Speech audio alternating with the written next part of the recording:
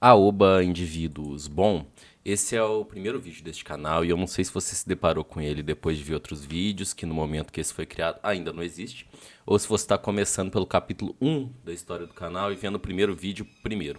Mas é o seguinte, eu tô fazendo essa pequena introdução porque esse é o primeiro vídeo e eu tô no passado, né? Eu não sei se o canal é monetizado e etc. E sendo assim, se inscreve aí para ele ser monetizado e Deus abençoe. Agora vamos pro tema. Eu sou o Lish. O tema de hoje é Eroguro Nansenso, mais conhecido como Eroguro, que é um termo utilizado para descrever um movimento artístico e literário que começou entre as décadas de 20 e 30 no Japão. O Eroguro tem foco no erotismo, na corrupção, no sentido de corromper mesmo, e na decadência sexual, apelando para cenas e imagens que frequentemente seriam consideradas chocantes e exageradas pela maioria da população, pelo menos no mundial. Interpretado de modo bastante errôneo, o eroguro não necessita de pornografia ou sangue para ser considerado eroguro, mas de certa forma são temas bastante recorrentes no estilo. Ainda assim, se engana quem acha que o eroguro se resume a pornografia ou horror. Mesmo que muitas vezes trabalhe com esses gêneros, o que o movimento possui de principal é uma relação intrínseca com o Japão das décadas de 1920 e 1930, trazendo sua percepção sobre a época por meio de enredos e ilustrações que contemplam monstruosidade, mutilação e sexo. O seu nome é uma tradução do inglês Erotic Grotesque Nonsense, e a verdade é que não é obrigatório que as imagens representem sangue ou violência. Uma menina com 10 olhos, todos eles concentrados nos seus próprios genitais, sem mostrar os genitais, igualmente é uma imagem válida e congruente dentro do que é considerado o eroguro. É importante para entender o que é o eroguro falar do contexto histórico que o estilo surgiu. Nos anos 1920, o Japão já havia passado por dois conflitos armados, a Guerra Russo-Japonesa e a Primeira Guerra Mundial. Havia também se situado como uma nova potência imperialista. Por volta de 1920, o país se encontrava entre o final do período Meiji, marcado pelo nacionalismo e a industrialização, e o período Showa, caracterizado pelo conservadorismo e militarismo. No período Taisho, que durou de 1912 a 1926, o Japão foi marcado por uma grande agitação social, pelo consumismo desenfreado e aumento da ocidentalização. Aumento da ocidentalização porque a mídia de massa se expandiu e artistas vanguardistas começaram a pregar um estilo de vida ligado ao hedonismo, que é um estilo de vida baseado em buscar prazeres. Nesse terreno fértil nasceu o eroguro, que marcava o fascínio pelo bizarro e decadente, também como uma forma de resistência contracultural. Existem inúmeras explicações para esse surgimento e alguns apontam que surgiu devido à exploração de uma nova liberdade sexual e moral, enquanto outros indicam ser uma forma de rebelião contra os valores tradicionais do Estado, ou até mesmo uma sátira à ocidentalização. Nos anos 30, estas imagens desenhadas à mão eram uma resposta à pressão econômica e política que começava a oprimir o Japão. À medida que o país se tornava cada vez mais militarizado, o já longo histórico de fascínio pelo erotismo transformou-se numa intensa exploração do hedonismo, do sensacionalismo, do anormal e do tabu, refletindo não só os desejos sexuais recém-descobertos, como também a erupção das grandes mudanças político-sociais. O certo é que o eroguro apareceu na década de 1920 como uma subcultura que explorava o desviante, o bizarro e até o ridículo, manifestando a atmosfera social da época e o fascínio pelo erotismo já presente na arte japonesa. Pré-1920 já existiam artistas fazendo obras fora do convencional, e pode-se dizer que foram influências para o eroguro.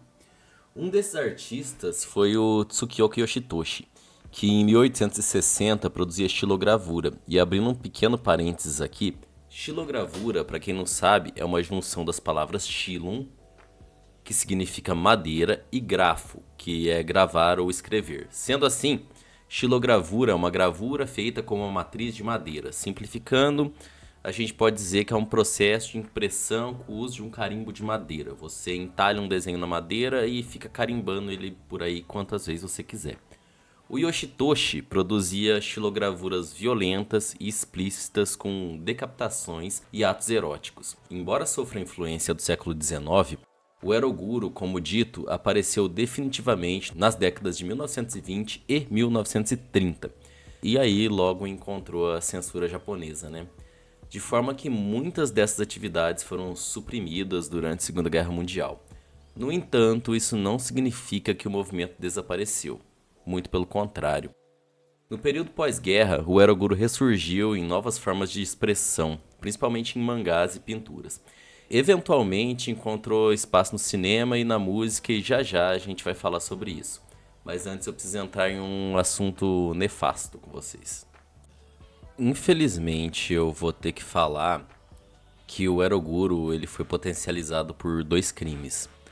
Um momento definidor para o gênero foi o incidente de Abissada, em 1936, quando uma prostituta estrangulou seu amante até a morte durante o ato sexual, cortou suas genitais e começou a carregar em seu próprio kimono.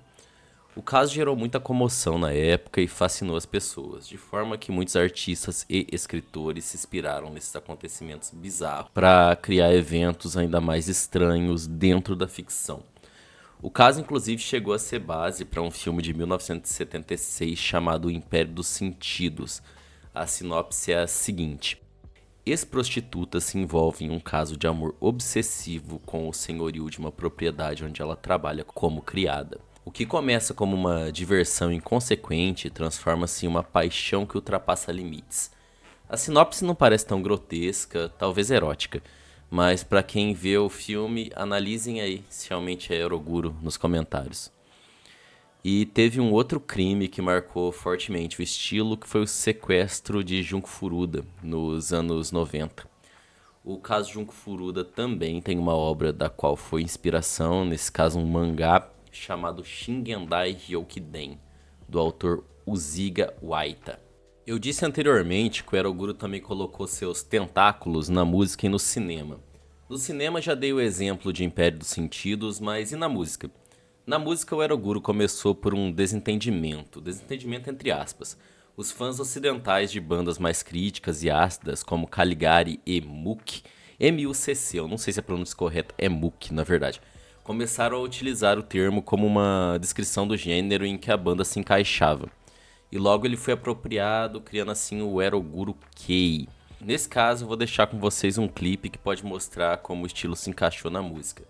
Vai ficar no comentário fixado. Eu não vou me aprofundar muito sobre Eroguro Kei, porque eu pretendo fazer um vídeo só sobre esse tema.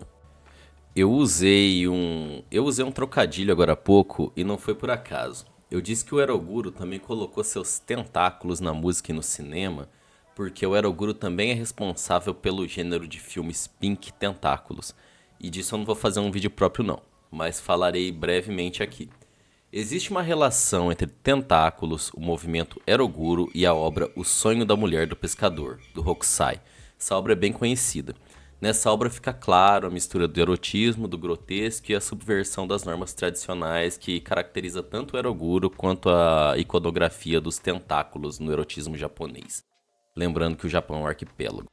O Sonho da Mulher do Pescador é uma gravura feita em 1814 por Katsushika Hokusai, que faz parte de sua série de arte erótica chamada Shunga.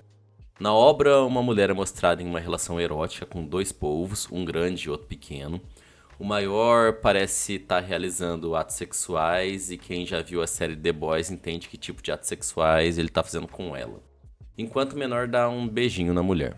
Apesar da sua natureza explícita, a obra é considerada uma fusão entre o erótico e o surreal. E dizem que essa obra invoca uma experiência entre o prazer e o absurdo em quem vê ela. Por fim, o gênero tentáculo ficou tão famoso que ele foi separado do Eroguro e se tornou um gênero próprio. E só mais uma coisa, o Hokusai não é considerado parte do Eroguro, mas a gravura de Hokusai, essa gravura do Hokusai no caso, pode ser vista como um precursor estético, tal qual o Tsukioka Yoshitoshi. Porque a obra combina imagens eróticas que coexistem com o bizarro, que é o conceito fundamental do Eroguro. Mais próximo da época atual, alguns dos artistas que se destacaram foram Toshio Saeki, mais conhecido pelo senso de humor macabro, com imagens de figuras decapitadas e personagens pervertidos, Suehiro Maru, um mangaka bem conhecido, marcado pelo estilo gráfico e controverso, Shintaro Kago, o mangaka autor de Pedacinhos, famoso por sua apreciação do surreal e absurdo, e o meu preferido e a causa de eu decidir fazer este vídeo, que é o Takato Yamamoto, um ilustrador que mistura o estilo tradicional de ilustração japonesa com a arte gótica ocidental. Já já a gente vai falar sobre esses artistas também. Mas voltando aqui para a música, o Eroguro perdurou ao longo do tempo, chegando para as produções ocidentais. E é o caso da capa do álbum Your Dad, do rapper americano Flying Lotus, que foi desenhada pelo próprio Shintaro Kago, e filmes como American Mary, de 2012. Mas será que estas manifestações modernas do gênero continuam a corresponder à situação sociopolítica do Japão? E no que diz respeito a transmitir uma mensagem chocante, como é que uma ilustração pode competir com o hiperrealismo da alta tecnologia e com as inteligências artificial que a gente tem hoje em dia ao nosso alcance fácil? O que vocês acham? Uma das respostas é que a imagem pintada ou desenhada continua a transmitir para nós muito mais que qualquer outra criada através de um computador, em termos de sentimento mesmo. Inclusive, atualmente, dois grandes artistas japoneses, o Takeshi Murakami e o Yoshitomo Nara, são conhecidos exatamente por não serem hiperrealistas. O primeiro, o Takashi Murakami, ele tem os seus movimentos super flat. E o que é super flat? Super flat, as principais características da arte super flat incluem contorno de desenho animado e planos chapados de cor, com praticamente nenhum elemento de perspectiva natural e sem profundidade. Um exemplo é o Celestial Flowers do Murakami, que está aí na tela. Pinturas e esculturas são as formas de arte super flat mais comuns, mas também dá para encontrar na moda e no design. O segundo artista, no caso o Yoshitomo Nara, faz caricatura de meninas e cãezinhos, e a crítica de arte Roberta Smith diz que as suas obras revelam um instinto antigo referente ao retrato humano, que parece real desde o ponto de vista emotivo, mas que não tem nada de realista. E por fim, voltando aos artistas que citei anteriormente, vamos fazer uma apresentação de cada um. Shintaro Kago é conhecido por suas ilustrações surrealistas e perturbadoras. Kago é um mangaka cujo trabalho é altamente influenciado pelo Eroguro. Suas histórias em quadrinhos mergulham bastante em temas desconcertantes. Algumas obras dele tem na Amazon e eu vou deixar o link no comentário fixado, caso alguém tenha interesse. E se eu ver de algum outro que tenha na Amazon também, eu deixo nos comentários. Toshio Maeda é reconhecido como o pioneiro do hentai. Maeda é famoso por suas obras explícitas que desafiam os limites do erotismo e do grotesco. Ele é conhecido por popularizar o gênero tentáculo, caracterizado por criaturas tentaculares e interações eróticas. A gente já falou sobre isso. Suehiro Maru. Suas histórias geralmente acontecem nos primeiros anos da era Showa, no Japão. O Maru também tem um fascínio por esquisitices humanas, deformidades, defeitos congênitos e mutações diversas. Muitos desses personagens com mutações figuram como destaque em suas histórias e às vezes são os temas principais de suas ilustrações.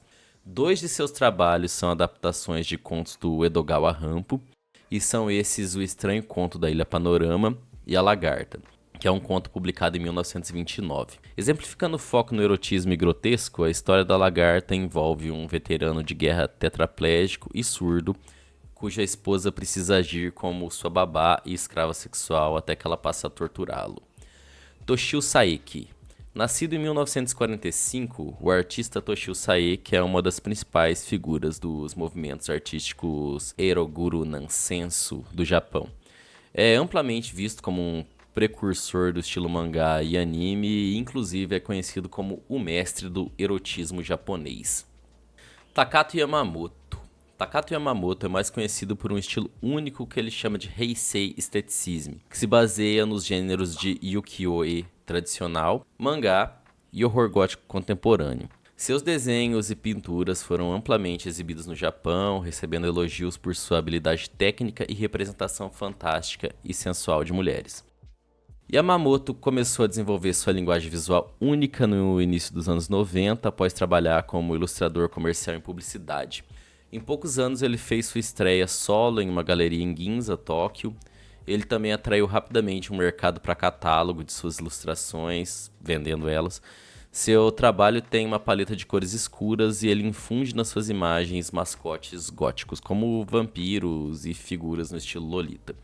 Além de criar obras de arte, o Takato Yamamoto também ilustrou romances, contos e capas de revista. Estes são alguns dos artistas contemporâneos que trabalham dentro do gênero Eroguro, caso vocês queiram se aprofundar em seu trabalho.